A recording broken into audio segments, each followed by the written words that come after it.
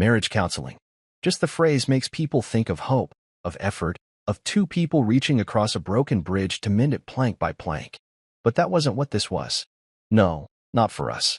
This was more like a courtroom disguised with throw pillows and soothing wall art. Talia sat with her legs crossed like she was on a daytime talk show, tapping her polished nail against the mug of herbal tea the receptionist handed her on our way in. She didn't even look at me. Dr. Rowan Milner had barely settled into his chair when she launched into her speech, because that's what it was. A speech. Polished, rehearsed, and dripping with the kind of performative pain you learn from watching too many self-help reels on social media. He needs to man up and fight for me, she said, letting the words hang in the room like incense, thick, unnecessary, cloying. I've been carrying the weight of this marriage for years, emotionally, financially, spiritually, and he just disappears into his little world. His books, his lectures, his spreadsheets. The doctor nodded slowly, pen gliding across his pad like he was solving something ancient. I didn't interrupt. I didn't shake my head or sigh or roll my eyes. I just sat there, my hands folded neatly on my lap. Her words didn't sting anymore, not like they used to. Somewhere along the line, they had become just noise. Predictable, hollow, empty of anything but self-serving echo. She kept going. I mean, what am I supposed to do with a man who can't even raise his voice for me? Who never gets angry, never shows fire? I need someone passionate, someone alive, not just this. And then she gestured at me like I was a chair. The therapist shifted his eyes to me then, giving me the floor. I didn't clear my throat or adjust my seat. I didn't do anything dramatic. Just reached into the leather folder I had placed beside me, pulled out a small stack of photographs, and gently slid them across the table toward Dr. Milner. He paused. May I? He asked. I nodded. He picked them up. One by one, his face changed. Calm, then concerned, then visibly pale by the third image. Talia stopped mid-rant. Her eyes darted to his hands. What is that? She asked, her voice cracking slightly. Dr. Milner didn't answer. He just looked at me like he was unsure whether to keep reading or call for security. I knew what he was seeing. Images with timestamps. Emails. Screenshots. All carefully arranged. None edited. No rage scribbled in red marker or messy accusations. Just facts. Dates. Patterns. Receipts. I thought you should both have the full picture, I said quietly. Talia finally reached for the photos, but I had another copy in my bag. I didn't give it to her yet. Not until she asked, What is this? Some creepy PI thing. You went through my phone. No, I said. You handed me your truth, piece by piece. I just paid attention. She stared at me like I'd betrayed her. The irony nearly made me laugh. Why didn't you say anything? She demanded. Why sit there like a robot while I'm trying to fix us? And that's when I looked her in the eye for the first time all session. Because a real man knows when the fight is already lost. Silence. The kind of silence that weighs more than a scream. Dr. Milner put down his pen. Talia opened her mouth to speak, but couldn't seem to find a sentence that wouldn't make it worse. I leaned back slightly, still calm. You wanted me to fight, but you never wanted me to win. You wanted a reaction, a breakdown, something to prove I still needed you, that you still had power. You don't get to cheat and then beg me to yell so you can feel like a victim when I walk away. She blinked rapidly. And you're wrong, I added. I didn't disappear. I just stopped trying to speak a language that only one of us wanted to understand. Dr. Milner cleared his throat and asked if I wanted to continue. I already have, I said. I just needed to say it once.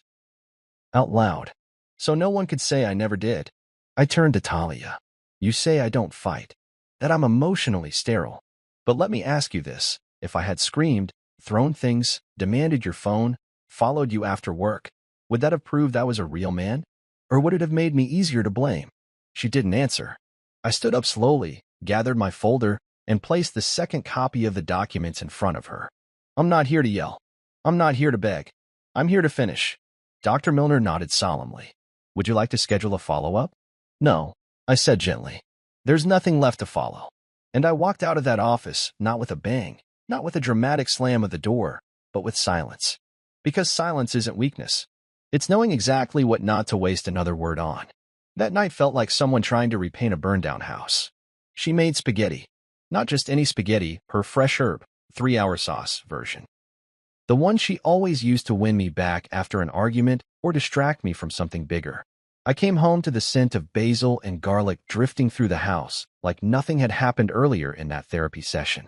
Like I hadn't just revealed the truth she'd been hiding behind for months. Talia was humming in the kitchen. Actually humming. The audacity of it almost made me laugh. She wore that lavender blouse I once told her was my favorite. It had soft sleeves and a neckline that used to draw my attention instantly. I remembered buying it for her birthday 3 years ago, back when we still exchanged gifts that meant something. Back when she wore it for me, before it became a prop. She set the table with candles. 2 glasses of red wine. Clinking plates. No apologies. Dinner's ready. She called from the kitchen with her usual fake brightness. Like this was some sitcom, and we'd hit the reset button after a commercial break. I didn't answer right away. Just walked in, loosened my tie, and took my seat like a guest at someone else's dinner party. She plated the food, sat across from me, and smiled like a woman who'd been slightly misunderstood, not exposed. I thought we could just have a quiet night in, she said, twirling pasta on her fork. No tension. Just us. Just us. The phrase didn't mean what it used to. There hadn't been a just us in a long time. Now there was always a shadow in the room. Always another text she was hiding. Always a second script running under her performance. I took a bite. It was good. She knew how to cook. That was never the issue. Looks nice, I said flatly. You okay? She asked, leaning in like she cared. You seemed really calm in the session today. Too calm, actually. She waited for me to explain. I didn't. She reached for her phone. It buzzed just as she touched it. She flipped it over too quickly, screen down. Too practiced. I noticed that. Noticed everything now. Spam, she muttered, brushing hair from her face. Always calling it dinner. I nodded. Sure. We ate in silence for a few minutes. Her eyes kept darting toward me, like she was waiting for me to erupt, to do the thing she said she wanted. To fight. To be angry. To prove her story about the passive husband who never cared. But I didn't play along. I simply finished my food, took a sip of wine, and let her squirm. Then she reached for her phone again, this time trying to look casual. I saw her thumb move with subtle muscle memory, texting someone she knew too well. She tilted the screen just enough to keep it out of my line of sight. But I caught a glimpse. The name wasn't one I recognized. Probably saved under something vague. Could have been Jessica or Dr. Kim. I didn't bother guessing anymore. I had stopped playing detective. I wasn't here to trap her. I was here to observe. She laughed lightly at something on her screen, then locked it again and looked at me like we were in a rom-com. You know, she said, maybe counseling wasn't the right format for us. It's too formal. Maybe we should do something fun together instead. Just reconnect. Reconnecting, now that the rope was already burned to ash. I almost admired her persistence. What are you thinking? I asked, not because I cared, but because I wanted to see what lie she'd try to build next. Maybe a weekend getaway, she said. The lake house is free next month. That lake house, owned by her cousin, rented by couples trying to fix things. A place filled with wine, Instagram filters, and forced affection. I'd seen the pictures. Smiles that didn't reach the eyes. Her idea of recovery. I nodded slowly. I'll think about it. Really? Sure. She brightened a bit. Hope. No. Relief. She wanted me still frozen, still gullible. If I agreed to the lake house, it meant she was still in control of the narrative. That the session earlier was just a bump, not a breach. After dinner, she brought out a slice of lemon cake. I didn't even like lemon cake, but she insisted. I thought we could start fresh, she said as she placed the plate in front of me. No more spying. No more walls. No more lying? I asked softly. Her face twitched, but she smiled through it. Of course. We sat a while longer. She laughed at a meme on her phone and turned it to me. It was a cartoon about marriage, the kind couples share to say, look, we're normal. I smiled. Just a flicker. Not for the meme. For the irony. Her phone buzzed again. She silenced it. Locked it. Moved it away from my side of the table. That's when I knew. She wasn't sorry. She wasn't remorseful. She was rebuilding the stage. Repainting the mask. She wanted to reset the clock, rewind the film, edit the raw footage of our life until she could sell it back to me as something worth keeping. But I'd already moved past that. I cleared the plates. Washed them. Towel-dried each one while she scrolled through her phone on the couch. I caught the faint glow of the screen reflecting in the hallway mirror, her smile shifting with each message. Not the smile she gave me. The other one. Upstairs, I opened the drawer where I kept copies of her texts, the screenshots, the printouts. I didn't hate her. That was the thing. I didn't feel rage. I felt done, finished in a way that no amount of spaghetti or silk blouses could undo. She came upstairs an hour later, crawled into bed like she had every right. No talk, no touch, just silence. I lay in the guest room, watching the ceiling fan spin slow and steady. Thought about how many times I'd ignored my own instincts to preserve something that was already cracked. I didn't leave because of a single moment. I left because of nights like these, where the truth was served with garlic bread and false smiles, and I was expected to forget what I knew. But forgetting is for fools. I wasn't that anymore. There's something unsettling about holding someone's past in your hand, something they thought was erased. Her old iPhone had been sitting in our junk drawer for months, its cracked screen buried under expired coupons, loose batteries, and tangled USB cords. She told me to throw it out twice. I didn't. I kept it quietly. Like instinct told me it wasn't just broken, it was hiding something. I waited until she was out one afternoon, said she had yoga. I didn't ask which studio. I didn't care anymore. I just knew I had 2 hours, maybe 3. I pulled the phone from the drawer, wiped off the dust with the sleeve of my shirt, and stared at the black screen. It looked harmless, like it had no secrets left. But I knew better. Nothing digital is ever truly gone. Not when the person looking knows where to ask. I drove across town to a small repair shop that most people wouldn't notice.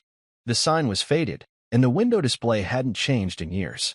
Inside smelled like solder and old speakers. There was a bell over the door, but it didn't ring when I walked in. It never did. Elliot Brandt stood behind the counter, hunched over a disassembled tablet. He looked up, squinting through thick glasses. "Mr. Bray?" he asked, surprised. I nodded. "Hey, Elliot." He wiped his hands on a rag. "Didn't expect to see you here. What brings you in?" "Laptop issues." I held up the phone. He raised an eyebrow. "That an iPhone 10? Used to be hers." He nodded slowly. "What do you need?" I placed it gently on the counter like I was handing him a live wire. Deleted messages. Photos. Backups. GPS logs. Anything it still remembers. Elliot didn't ask why. He didn't need to. He just studied me for a moment, then said, "I can do that. Might take a few hours." I nodded. "No rush." "You sure you want to know?" he asked, not like a friend, but like someone who understood what came next. "Truth is better than suspicion," I said. He didn't argue. I left him with the phone and walked to a nearby diner. Had coffee. Looked out the window at nothing. When you start digging, there's always a chance you find something worse than you imagined. But I wasn't afraid of worse anymore. I was afraid of staying numb. 3 hours later, Elliot texted, "Done. Come back when you can." I returned to the shop. He didn't say much. Just handed me a USB stick and a printed report. "Most of it's from a backup stored to the cloud," he explained. She thought deleting the app deleted the trail. It didn't. I opened the file on his store computer. He gave me space. There were hundreds of text threads. Some innocent, some private. But one contact had a pattern, frequent messages, always late at night or during working hours. Greg. No last name. Just Greg Redhart. I clicked on the first thread. It started over a year ago. Subtle at first, compliments, late-night questions, jokes she never told me. Then the shift. Photos. Emojis. "I wish you were here. He doesn't even notice me anymore. You make me feel alive." That phrase again. I scrolled further. Voicemails. One where she whispered into her phone, telling him how good it felt to be seen. Another, breathy laughter. He's clueless. Always so polite. It's like being married to a ghost. I sat with that for a while. The GPS logs confirmed locations. Private hotel stays. Unexplained late work nights. Every time she came home to me with spring rolls and tired smiles, she had come from somewhere else, someone else. Elliot stood at a respectful distance, his arms folded across his chest. "There's more," he said, quietly. I turned. Backups had deleted voice memos too. Short ones. She recorded herself. Like audio journals. He handed me headphones. I didn't want to listen, but I did. Her voice filled my ears. Soft. Intimate. Unfiltered. "I sometimes wonder if I married the idea of safety and not the man himself," she said in one recording. "He's kind, but he's not alive. Not electric. With Greg, it's different. I feel like I matter." Another one. "I feel guilty, but not enough to stop." She never meant for these to be heard. But they were. And now I couldn't unhear them. I removed the headphones and placed them gently on the counter. Elliot didn't look away. "Thanks," I said. "I'm sorry," he replied. I nodded, pocketed the USB drive, and left. In the car, I sat for a while without starting the engine. I stared at the steering wheel, trying to decide what I was supposed to feel. Anger? No. Sadness? Not even that. What I felt was clarity. Cold, sharp clarity. Like someone had wiped fog off a mirror and, for the first time, I could see the outline of what had been hiding behind me all along. Back home, she was already there. In the living room. Watching some show with fake laughter and perfect lies. She looked up when I walked in. "Hey," she said. "I was thinking we could." "I'm tired," I said. "Gonna shower." She blinked, then smiled. "Long day?" "You could say that." Upstairs, I sat on the edge of the bed in the guest room. Plugged the USB into my laptop. Made copies. Labeled everything neatly. I didn't rage or cry or call anyone. I just filed it all into a folder labeled Truth. The house felt quieter now. Not in a peaceful way, just empty. Like the walls knew what I knew. Like the air had stopped pretending. She didn't ask me where I went that day. She never noticed the absence. But I noticed everything now. Because when you've listened to someone confess in their own voice, in the private corners of a memory they thought they deleted, there's no going back. Only forward. Only through. There's a kind of stillness that sets in when you've already accepted the truth. It's not peace, not quite. It's the space after the wreckage, when the noise is over and all you can hear is your own breath. That's where I lived now. I didn't check her phone anymore. I didn't ask questions I already knew the answers to. Instead, I watched. And when she lied, I let her. Like a child playing make-believe in a room full of adults who already know the game is pretend. That Thursday, she said she was meeting her sister, Janelle, for dinner. She made it sound casual. Last minute. No drama. She even sent me a text with a photo of the menu. Something trendy and overpriced. She said they were doing a little catch-up. "Don't wait up," she added. I didn't plan to. She had no idea I'd already been tracking her phone for weeks. Not through some app or shady device, just through the backup Elliot helped me access. It logged where she went when she used GPS. Simple. Silent. Inarguable. I checked it before I left work. The restaurant she'd mentioned? Not even close. Her phone pinged at the Dorian Hotel, a high-end boutique place downtown. It's the kind of spot where people have business dinners they don't want to explain, or affairs they think they can hide behind dim lighting and valet service. I parked across the street and waited in my car. At exactly 6:38 p.m., I saw her. Hair curled just enough to look effortless. That same lavender blouse again. She always wore it when she wanted to appear soft, innocent, familiar. She walked through the hotel's glass doors like she belonged there. Alone. I waited. 10 minutes passed. Then he arrived. I recognized him before he even reached the entrance. Gregory Hill. Tall, tailored, polished. The kind of man who didn't check his phone twice because he didn't need to. He wore a navy suit and no tie.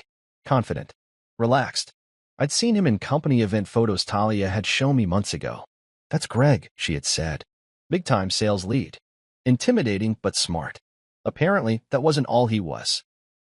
He stepped through the revolving door and disappeared inside. I didn't follow. I didn't need to. I already had what I came for. Instead, I took out my phone and captured the time-stamped footage. Her entering. Him following. Clear shots.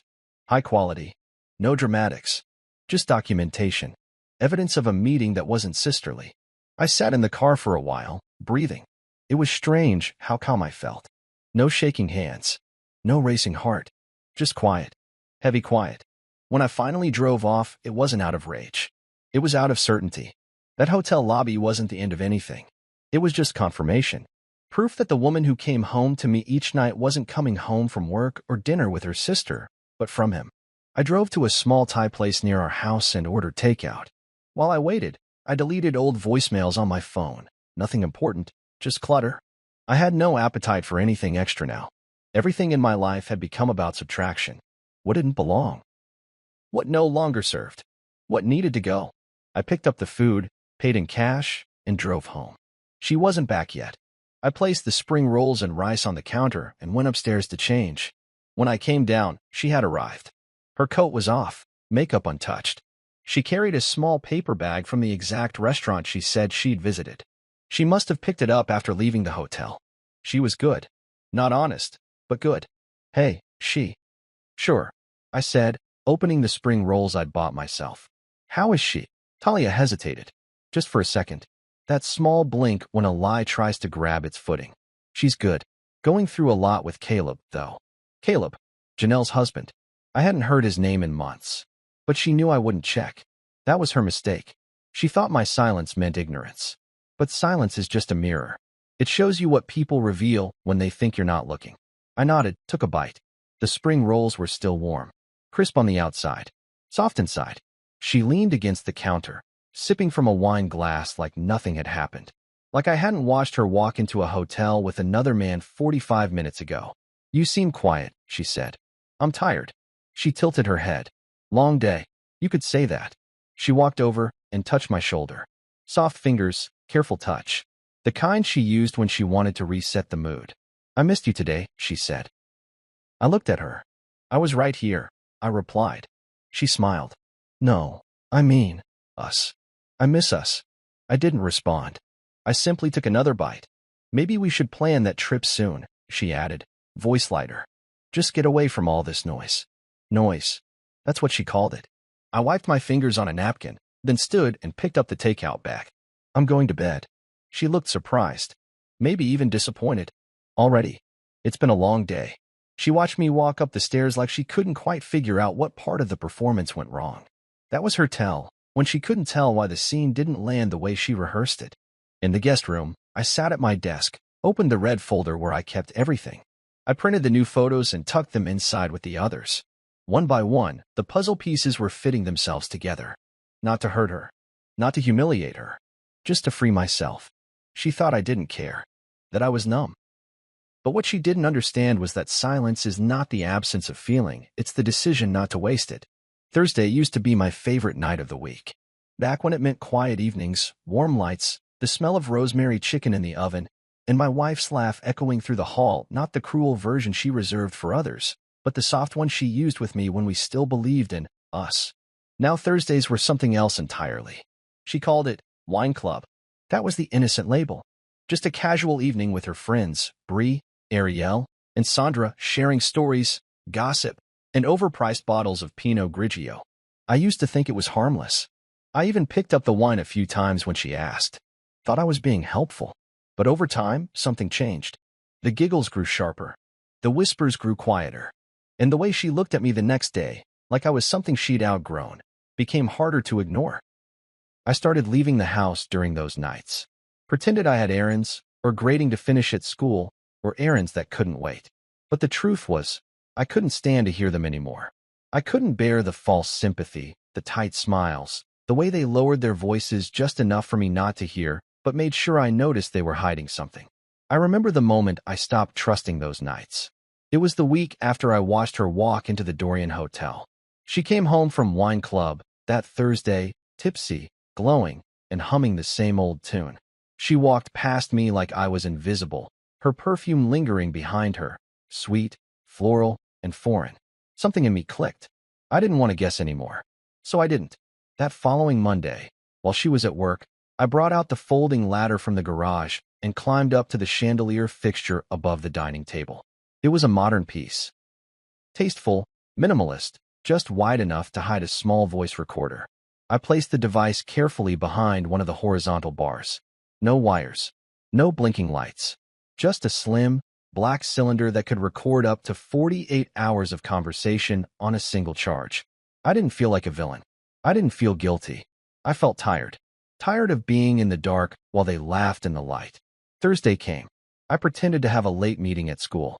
I texted her around 5 p.m. to say I'd be out until at least 9. She replied with a heart emoji and a have fun. That stung more than it should have. When I pulled into the side street 3 blocks away, I turned off the engine and sat in silence. The house was lit up when I returned around 10. The laughter had stopped. The front room was dark again. She was upstairs, brushing her teeth, acting like the night hadn't happened. I walked in quietly, greeted her with a smile, and kissed her on the cheek. She tasted like wine and fake stories. You smell like sage, she said, half laughing. Been lighting candles again? Helps with grading, I replied. The next morning, after she left for work, I climbed the ladder again, retrieved the recorder, and sat at the dining room table with my laptop. What I heard broke something I didn't know I still had left. It didn't start with malice. It never does. There was laughter, wine pouring, the clink of glasses. Someone complimented the cheese spread. Ariel told a story about her coworker's affair. Sandra bragged about her new yoga instructor. Normal stuff. Until it turned. I swear, Talia said, her voice slurred just slightly. He folds towels like he's proposing to them. They burst into laughter. It's like he's from another planet, she continued. Always so quiet. So polite. I could live 2 lives and he wouldn't notice. You already are, babe, Bree chimed in, followed by howls of laughter. Honestly, Talia went on, he thinks I'm just burned out.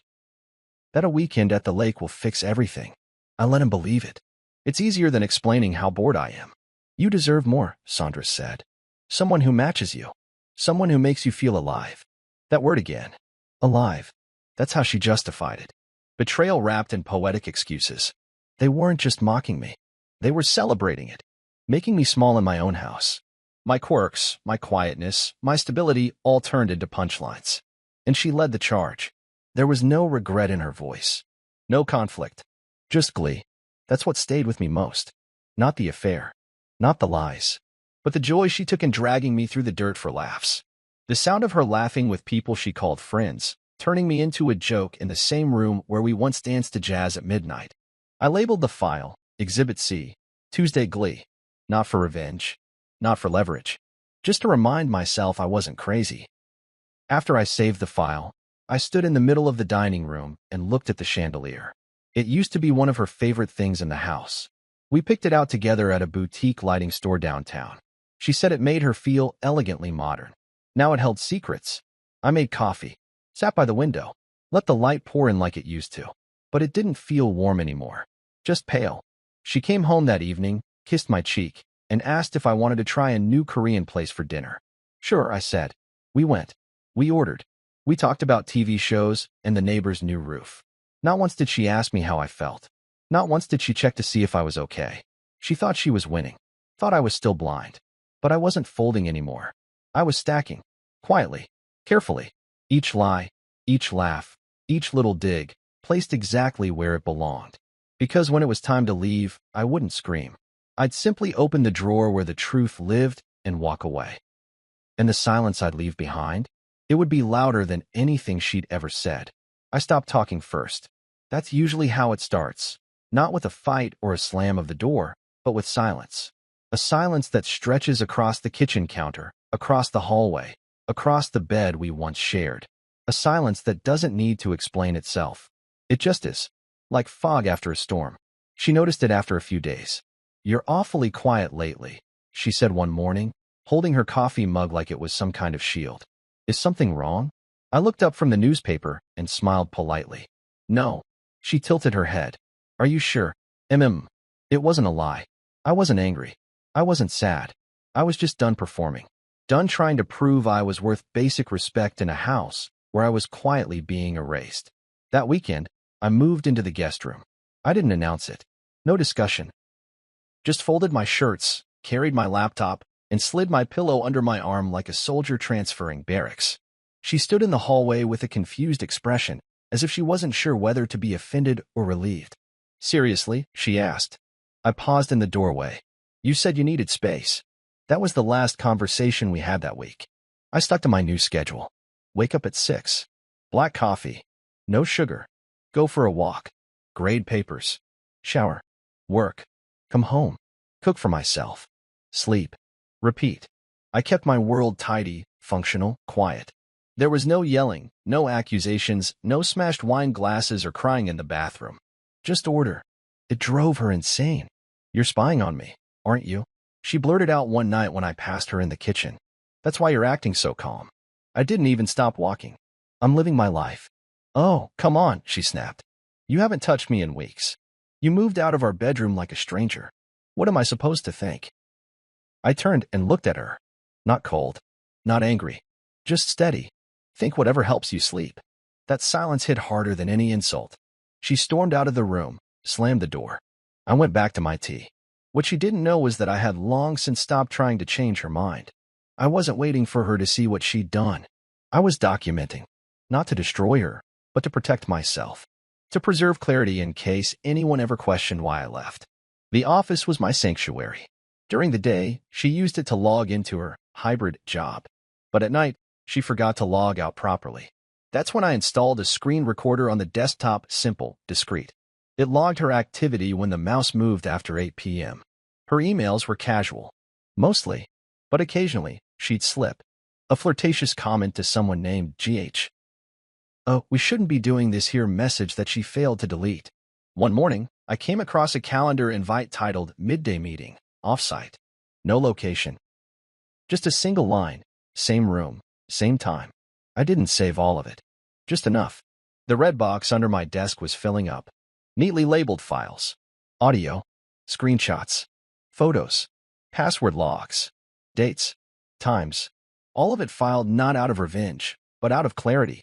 I needed to be able to look in the mirror and say, "You stayed calm. You didn't guess. You knew." That's what the mirror had become, my judge. It didn't lie. It didn't sympathize. It just reflected. Funny how people say, "Look in the mirror," like it's a metaphor. For me, it became a test. Every morning, I stood in front of it, toothbrush in hand, asking myself, "Are you the man they say you are? Are you really so cold, so lifeless, so easy to forget?" And every morning, the mirror gave me the same answer. No. But I could see why she told people that. It helped her sleep at night. Made her feel like the story she was telling had a good guy and a bad guy. In her version, I was the quiet, boring husband. The man who never showed fire. She left out the part where I gave everything. My time, my attention, my trust. Until she treated it like clutter. Her friends started calling less. The group chats went quiet. Even the wine nights got postponed. I could hear it in her voice when she talked to them. Nervous energy. She knew something had changed, but she didn't know what. One evening, she caught me folding laundry in the guest room. "I miss when you used to fold mine too," she said, leaning against the doorway like a scene from a memory she suddenly cared about. "I stopped when you stopped wearing it home," I replied. She flinched, but she didn't deny it. It wasn't about the shirts. It was about the lies stitched into them. Perfume that didn't belong to her. Lipstick that wasn't her shade. Silence that lasted too long to be coincidence. She left the room without another word. I opened the bottom drawer of my desk and pulled out the audio recorder from her car. Elliot had helped me set it up. It was tucked beneath the driver's seat, far enough back to stay hidden. She drove with the windows up, so the sound was clear. That morning, the recording picked up her call to someone labeled G. "I can't keep doing this," she whispered, then laughed. "Okay, fine, I can, but he's starting to pull away. It's weird. He's not angry. He's just gone." She didn't understand. That's the thing about people like her. They need conflict. They need resistance. They mistake silence for surrender. But the truth is, silence is strategy. It's the final breath before you let go. Later that night, she asked if I wanted to join her for a movie. Some romantic drama she used to claim made her cry every time. "Not tonight," I said, sipping my tea. She looked at me carefully. "Do you still love me?" I didn't answer. Not because I didn't know, but because some questions deserve to echo. That night, I slept well. Not because anything was resolved, but because the mirror was clean. And when I looked into it the next morning, I didn't see a ghost of a man. I saw someone who finally knew when to stop speaking, when to stop chasing, when to start letting the truth breathe on its own. Revenge isn't always loud. Sometimes it doesn't slam doors or shout names. Sometimes it wears a suit, walks quietly, and drops a plain white envelope into a mail slot. No return address. No fingerprints. Just facts folded neatly inside. It had been 2 months since I started gathering everything. Every moment I stayed quiet, she grew more careless. That's what silence does to the guilty. It tricks them into thinking they're safe. Talia had always been good at hiding things, but even she underestimated how predictable people become when they think you're not watching. That morning, she was all smiles. Coffee in one hand, her laptop in the other. "I have a big call with Greg's team today," she said, already opening her calendar. I didn't respond. She looked up. "Wish me luck." "Good luck," I said, without looking at her. I watched her drive off, car polished, hair perfect, dressed slightly tighter than usual. She always dressed differently when she saw him. A little more effort, a little more lipstick. She never noticed I noticed. The envelope was already packed. I'd sealed it the night before, triple-checked every document inside. Photos of the hotel meetings, voice clips from the car, even 2 chat logs. Elliot helped me recover from the old phone, casual messages between her and Gregory about how they had to keep it low until the promotion came through. The promotion. That's what it had all been leading to. Gregory Hill was being considered for a regional VP role, and Talia was leveraging every connection she had to ride the wave. I knew she believed it would open doors for her too. Maybe a relocation, a new position, a chance to start over without starting from scratch. But that door was about to close.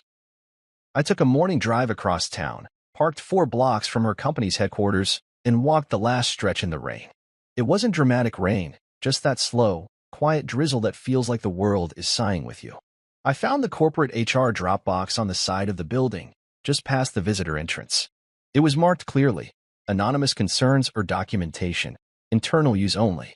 Perfect. I slipped the envelope in and walked away. No hesitation. No looking back. That afternoon, she texted me a meme. Something about coffee and chaos.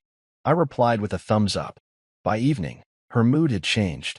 She came home quiet, set her purse down with more force than usual. I was on the couch, reading. Rough day. I asked casually. She kicked off her heels and poured herself a glass of wine. They're doing an internal review, she said. Some anonymous report. HR's going through employee files, looking into relationships between departments. Everyone's on edge. I didn't say anything. She sat across from me. You don't think it's serious, do you? Probably just a compliance check. Maybe, I said. Those happen. She stared at her wine. Greg got called into a meeting with HR today. Private. Unscheduled. Did he say why? He didn't say anything. Just texted me to stay cool. I nodded. Then she laughed, like she was trying to convince herself nothing was wrong. Honestly, this place runs on gossip. I'm sure it's just some intern stirring drama. I didn't respond. She looked up sharply. You're quiet again. Just listening. To what? To how you talk when you're nervous. She went still. Just for a second. What's that supposed to mean? Nothing, I said, turning the page in my book. Just an observation. She drank the rest of her wine and didn't bring it up again. That night, she barely touched her dinner. Said she had a headache. Went to bed early. I stayed up and watched the news, though I wasn't really watching anything. I was just listening. To the silence. To the shift in the air. By Thursday, things had escalated. I knew at the moment I stepped into the kitchen that morning. She was pacing, phone in hand, biting her thumb like she used to do in college when she was caught lying to a professor. They've opened a formal investigation, she said as I poured my coffee. Into what? Into Greg. Into? I don't know. Relationships. Conduct. You mean his relationship with you? She froze, then tried to recover. Don't be dramatic. Not being dramatic. Just specific. She turned away, muttering. I can't deal with this. That makes 2 of us. She grabbed her coat and left without another word. The next day, I received an email at work from an anonymous source. Short and simple. Your documentation was received and escalated. Thank you for your discretion. That was it. No signature. No trace. But I knew. Later that evening, she came home looking like the wind had been knocked out of her. I'm on leave, she said, dropping her bag on the floor. For how long? Until they finished the review. And Greg? She didn't answer right away. Just stood there like someone who'd built a house of mirrors and walked straight into the glass. He's being reassigned, she said finally. Might lose the promotion. They think someone's sabotaging him. I didn't say a word. She sat on the couch and stared at the wall. I don't understand how this happened. I was careful. We were careful. I looked at her, really looked. You weren't careful. You were just lucky I loved you enough not to stop watching. Her eyes darted to me. What's that supposed to mean? It means you lied better than you lived. For the first time in a long while, she didn't have a comeback. No sarcasm. No fake laughter. Just silence. She poured another glass of wine, but didn't drink it. Instead, she stared at it. I don't want to lose everything, she whispered. You already did, I replied. You just didn't notice. She looked at me like she didn't recognize the man in front of her anymore. And maybe she didn't. Because the man she cheated on would have tried to save her. The man sitting across from her now? He just wanted peace. At first, it was subtle, like the volume knob on her life had been turned down a few notches. Her phone rang less. The group. She noticed it too, but wouldn't say it out loud. Not yet. Talia had always been the center of her little universe. Bree, Ariel, And Sandra worshipped her confidence, her quick wit, the way she could deliver a subtle insult wrapped in silk. She was the one who planned their brunches, curated the Instagram captions, and turned wine nights into confessionals. But after that anonymous envelope reached HR, something began to shift. Not just at work, but everywhere. Bree stopped replying to her Instagram stories. Ariel's likes disappeared. Sandra, once her gossip twin, left a single-word comment on a post about self-care, perspective. That was it. Just that. No heart emoji, no inside joke. Talia showed me the comment over breakfast, hoping I'd laugh with her like old times. "Isn't that weird?" she asked, forcing a chuckle. "What's that even supposed to mean?" I sipped my coffee. Maybe she's reflecting. She blinked. On what? Maybe you should ask her. She didn't. She just stared at her phone for a while, waiting for the old rhythm to return. But the rhythm was gone.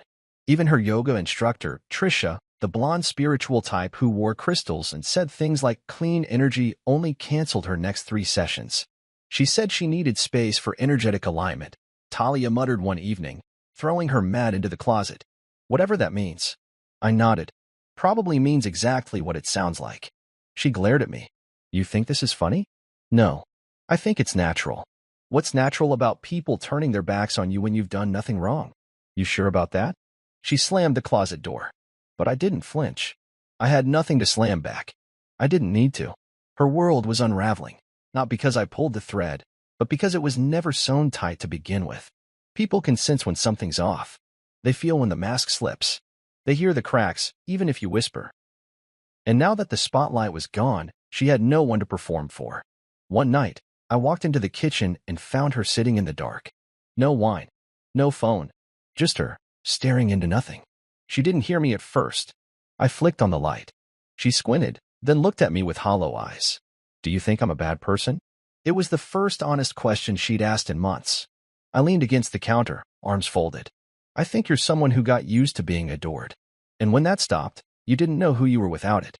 She swallowed hard. I never meant to hurt anyone, she whispered. You didn't think about who you might hurt. That's different. She nodded slowly, like she was finally beginning to understand. Not fully, but the edges were starting to sharpen. The next morning, I caught her scrolling through old photos, her and the girls on beach trips, spa days, selfies and wine bars. She lingered on one picture longer than the rest. The 4 of them clinking glasses, laughing so hard they were nearly in tears.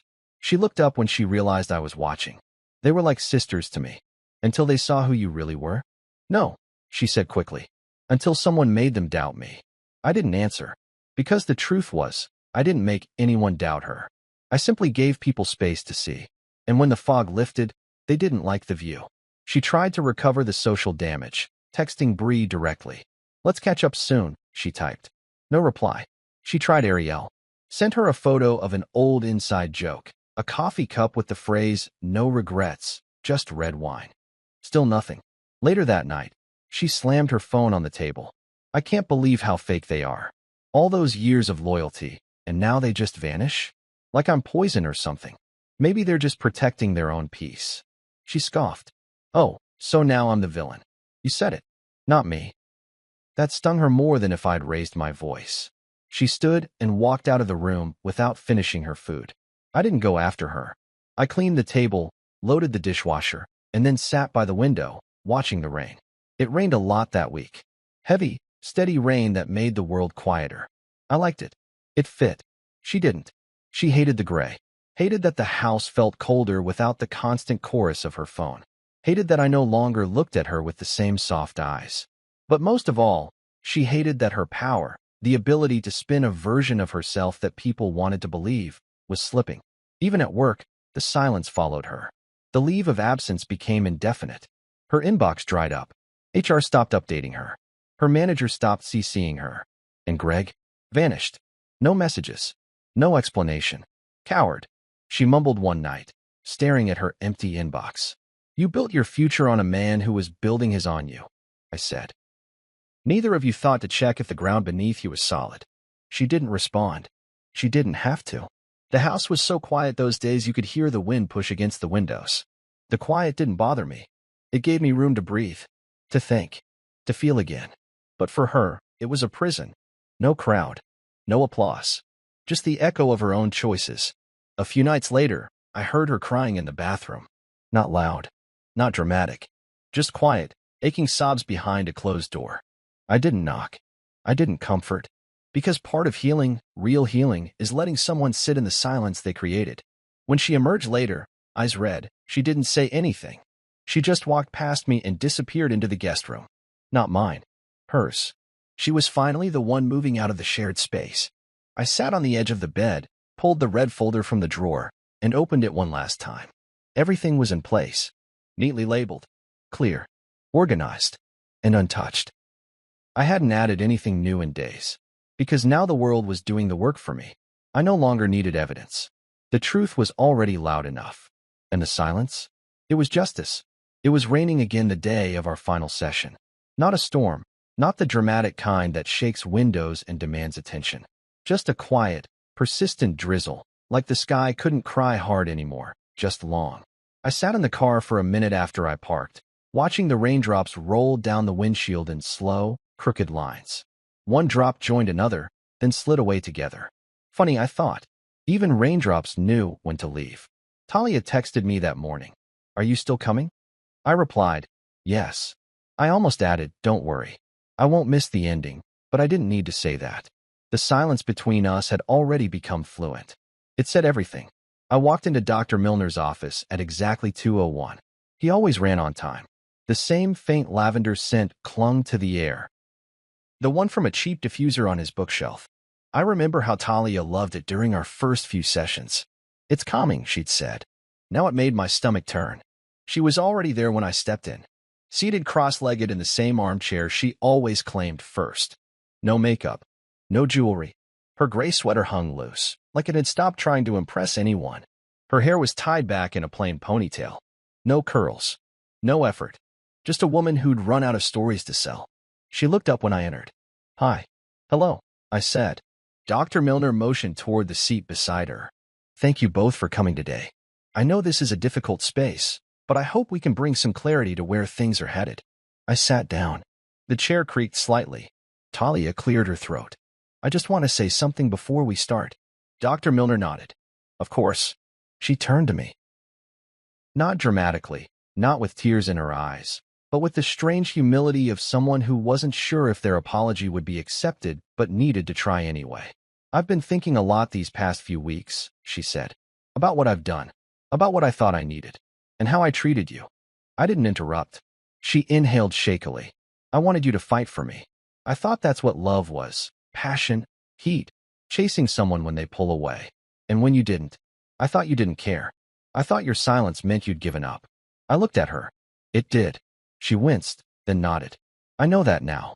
She turned to Dr. Milner. I made mistakes. I lied. I crossed lines I shouldn't have.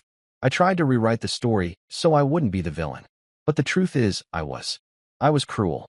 Dr. Milner remained neutral, scribbling something on his pad. Talia looked at me again. Her voice wavered now. I want to fix this. If there's any part of you that still sees the woman you married, I'm willing to work for it. I'm willing to start over. For the first time since the affair began, I believed she meant it. And yet, it didn't change anything. Because remorse doesn't undo damage. Tears don't rebuild trust. And intentions, no matter how sincere, can't rewrite history. I reached into my leather folder. She blinked. What's that? I pulled out a single sheet of paper, neatly folded, printed in black and white. Divorce papers. Already signed. Dr. Milner looked up sharply. Is this? I placed the document on the table between us and pushed it gently toward him. I think this is the clarity we've both been looking for, I said. Talia's breath caught. She stared at the paper like it was foreign, like she couldn't believe it had been sitting that close to her the whole time. You're divorcing me? She whispered. I already did, I replied. I just needed you to see it. Her eyes shimmered. But I just told you I want to fight for us. You did, I said, my voice steady. But you wanted a man who would fight for you. And I did. I fought through the silence, through the betrayal, through every night you thought I was too passive to notice. I fought by staying, by listening, by gathering truth instead of throwing rage. She opened her mouth, closed it again. I leaned forward slightly. But the thing is, I didn't fight to keep you. I fought to keep myself. Tears slid down her cheeks now, slow and unflattering. She didn't wipe them away. I didn't think you'd actually leave, she said softly. I know. Dr. Milner cleared his throat gently. This is a significant decision. Are you both sure there's no room for mediation? Talia nodded slowly, then shook her head. I don't know, she whispered. But I did.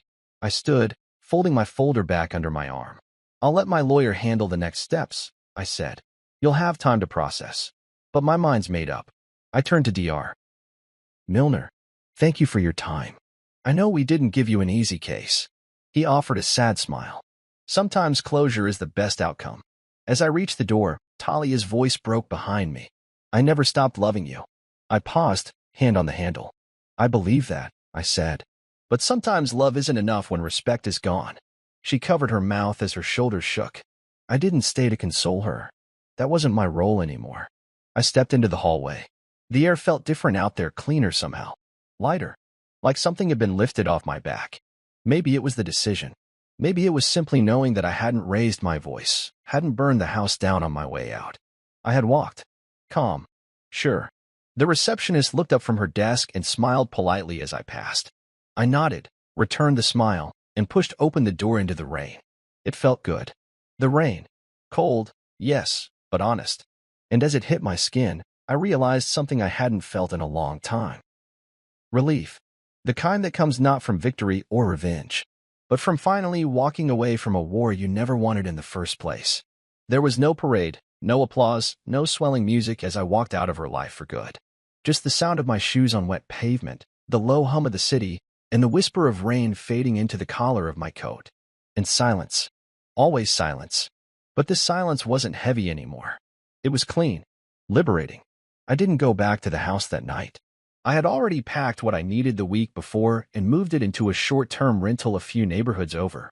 A quiet place with creaky wood floors, warm yellow walls, and no shared history in its walls. No echoes of arguments or laughter turned bitter. Just peace. When I got there, I didn't cry. I didn't pour a drink. I didn't even sit down for a while. I just stood in the middle of the living room and listened to the stillness. It felt like breathing fresh air after months underground. I sat on the couch eventually, my coat still on. The clock on the wall ticked softly. No missed calls. No begging texts. Not yet. I knew they'd come eventually, once the reality settled in. Once she realized this wasn't another one of my silent episodes she could outwait. This time, the silence wasn't retreat. It was my answer. A few hours later, my phone buzzed once. Talia, you really left? I didn't reply. She sent another. Can we talk? Still, I said nothing. I'd said everything I needed to say in that final session. Anything more would just become part of her next story, the narrative she'd spin to make herself the wounded party. I wasn't going to help her write that script. The next morning, she called. I let it ring. Then again. And again. By the fifth call, she left a voicemail. Her voice was soft, cracking around the edges. I know I deserve this. I know I broke something I can't fix. But please, don't hate me. Just let me explain. Just let me talk to you. One last time. She didn't get that last time, because I knew her well enough to know what she wanted wasn't closure. It was control. One last thread to pull. I turned the phone off and placed it in the drawer. That day, I went for a walk. The air was brisk, sky overcast, but it felt good against my skin. The streets were lined with trees that had already shed most of their leaves. I watched them crunch beneath my shoes with every step. I stopped at a coffee shop, the kind with handwritten menus and chipped mugs. Ordered a black coffee and sat by the window. The barista smiled when she brought it over, kind, unassuming. She didn't know me, didn't know what I'd walked away from. And that was the best part. I took out my notebook, just a blank one I'd kept meaning to use for lesson plans but never did. Now it would be for something else. Something quieter. Something mine. I wrote one sentence at the top of the first page. You don't have to scream to be heard. And for the first time in years, I believed it. Later that afternoon, I went back to the rental and sorted through the last few things I'd brought. I'd left most of the shared furniture behind. The bed, the dining set, the photo frames, let them sit in the house like ghosts she could explain to herself. What I took were the real pieces of me.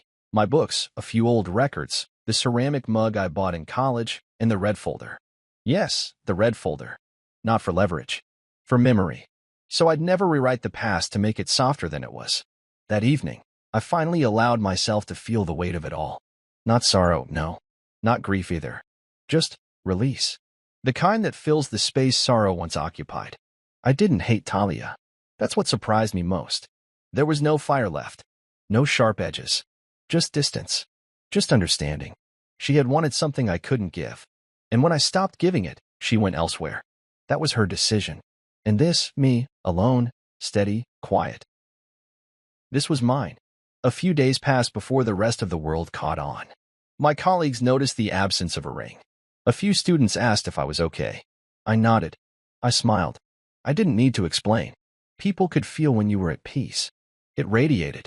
Even Bree sent me a message eventually. Short. Unexpected. I didn't know. I'm sorry. I didn't reply to her either. Not because I was angry. Just because I was done talking about it. Done reliving what had already passed.